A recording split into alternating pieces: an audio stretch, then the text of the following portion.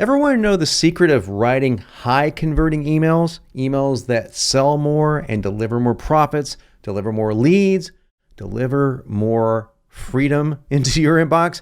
I'm John Benson, and this is Sales Copy Secrets.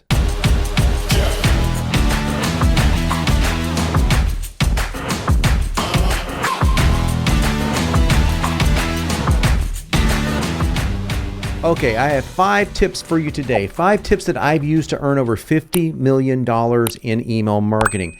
I think that you're going to find them very valuable. But before we dive in, let me tell you how insanely profitable email marketing can be. Email marketing can earn you $38 for every dollar it costs you. So not leveraging the power of email marketing means you're losing a lot of potential revenue. So how do you write emails that get more opens, get more clicks, and get more buys? Well, I'm going to give you 5 tips to do just that today. And my very first tip doesn't count among the 5. I want you to look below and you'll see a link to my book, Open, Click, Buy. And yes, it's a book on email marketing.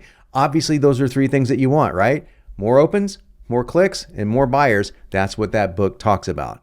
But for today, we're going to dive into 5 tips that will help you get started right now writing more profitable, higher converting emails. Let's go. Tip number 1 is to write to only one person. And I find it helpful to keep a picture of my avatar on my desktop so I can see and remind myself that I'm writing only to one person. You want to forget all about we and us and our company and this, that, or the other, even if you're a billion-dollar corporation, because the truth of the matter is people don't like to hear from groups. People like to talk to one person at a time. And when you're emailing somebody, there really is a one-to-one relationship going on. It is one person communicating to one other person, okay? You could have a list of 80 million people. It's still one-to-one. And the more you think this way, the more you check your language and see if it's written to one person or if it sounds like it's written to a group, the better your email conversions and sales are going to be. Okay, tip number 2 is you want to pick one juicy verb and use it in your subject line whenever possible. I've talked about juicy verbs before, and that's my way of saying verbs that you cannot mentally erase. I'm going to give you an example. Like rather than saying burn fat in a subject line, I would say incinerate fat or vaporize fat. Those are juicy verbs that get your brain thinking in ways that visually stimulates your mind and your reader's mind, which is what you want to visually stimulate. And those verbs sell more. So one tip on top of this tip is to build yourself a juicy verbs list. Go to thesaurus.com, look up the verb that you're using, see if you can find a much more enticing verb, one that has a visual component to it, like vaporize, you see in your mind. When I say vaporize, you see maybe a Martian's laser, pointing at somebody and vaporizing them, or maybe you see something else. Whatever the case, burn, you don't really see that much. You hear it so often. So when I say incinerate, you think, oh my gosh, destruction, right? Those are juicy verbs. So create a list for yourself and use them whenever possible. Tip number 3, add a time to see results wherever possible in your email and even in your subject line. Now let me tell you what I'm talking about here. Let's take the example I used in example number 2, incinerate fat. If I just added in as little as 18 hours, that subject line has become super sexy, super powerful. Just adding a time it takes to see results. Or in as little as 3 minutes with this tip. And it's a 3-minute tip that can get somebody on the path to burning fat. I'm just using fat burning as an analogy. You could use this for any subject, for any topic you want to talk about. And be sure when you add the time to your subject line that it's not the time it takes someone to complete a task. Like I wouldn't say lose weight in 90 days, even though it might take somebody 90 days to do it. I would say lose weight in as little as 6 minutes. And I would give them a 6-minute tip that would get them started to lose weight. So that's how you want to think when it comes to email marketing. You want to think good, rapid results, but don't overpromise like you can't lose 6 pounds in 6 minutes or something like that. Stick to being realistic, but think in terms of how fast, what's the minimum amount of time required for them to start seeing results. That will get you more opens and more clicks. Okay, my last 2 tips are a little bit more advanced, so use them with caution. But if you use them, let me tell you, the world is your oyster. I'm telling you, it can make you a lot of money. Tip number 4, master the art of what I call the viral subject line. Now, I came up with the term viral subject lines a few years ago when I was studying the email marketing tips of Daniel Levis. He's a fantastic email writer and marketer, and he is a master at this. I just named it so I could teach it, but I've used it too and I love it. And all it is you're taking a viral subject of the day, whatever the hot topic of the moment of time that you are in right now happens to be, and attaching that to whatever you want to teach. And usually this comes out as what's called a non sequitur. It doesn't seem to make any sense. I'm going to give you a couple of examples of mine. You can see how supercharged they would be, especially during the times that they were sent. The first one I did during Trump's impeachment, and the subject line was the illegal connection between Trump and his speech writing. So kind of weird, right? And I put illegal in quotes, and the quotes really did the trick. Now, this got a ton of opens, both from Trump fans and Trump haters.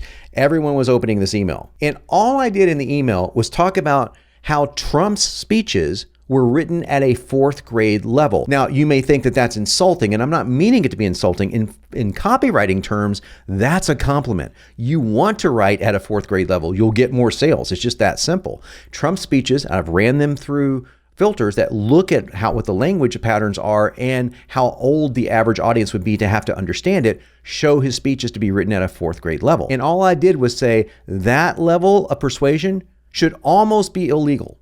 And that's got me off the hook. That got the illegal bit in there because that level of persuasion is borderline criminal. And I was using terms like that inside the email. So you can imagine this one got passed around. Now, another one that I sent out, or actually I didn't send this out. I wrote this and changed my mind about it. I wish I would have sent it out, but I didn't. But it was still clever, and I'm still going to use it as a teaching tool here, was in the middle of the recent, you know the word, starts with a P, ends with demic. Can't say it on YouTube.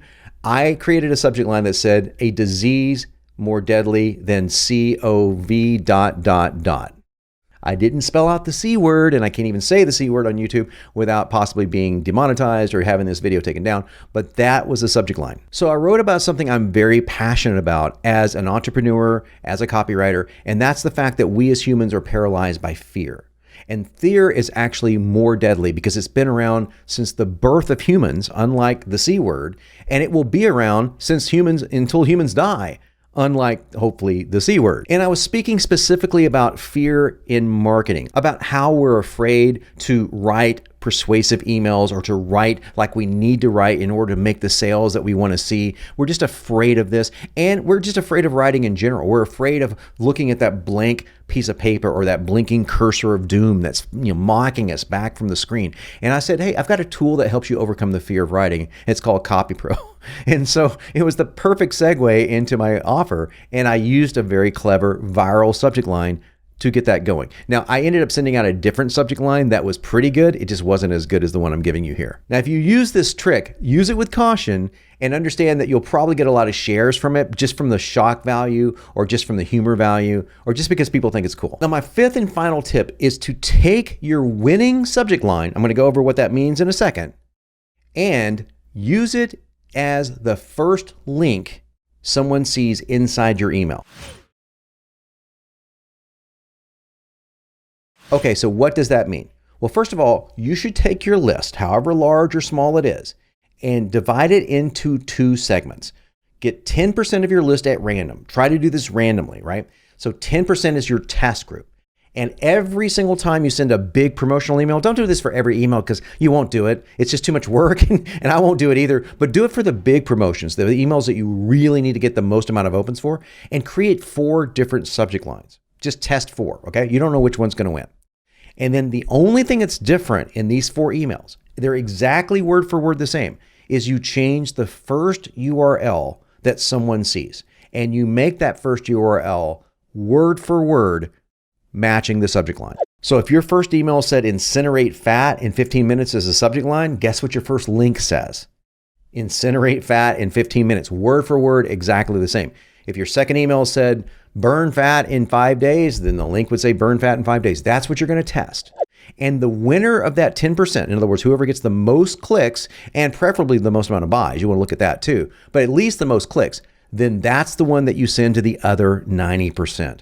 Boy, will your sales increase if you just do this one thing. Now, why does this work? Well, it's really pretty simple if you think about it. If someone clicked or tapped to open your email based on nothing more than the subject line, what are the odds of them clicking or tapping on this link that says the same exact thing as the subject line they just opened? Well, you're welcome.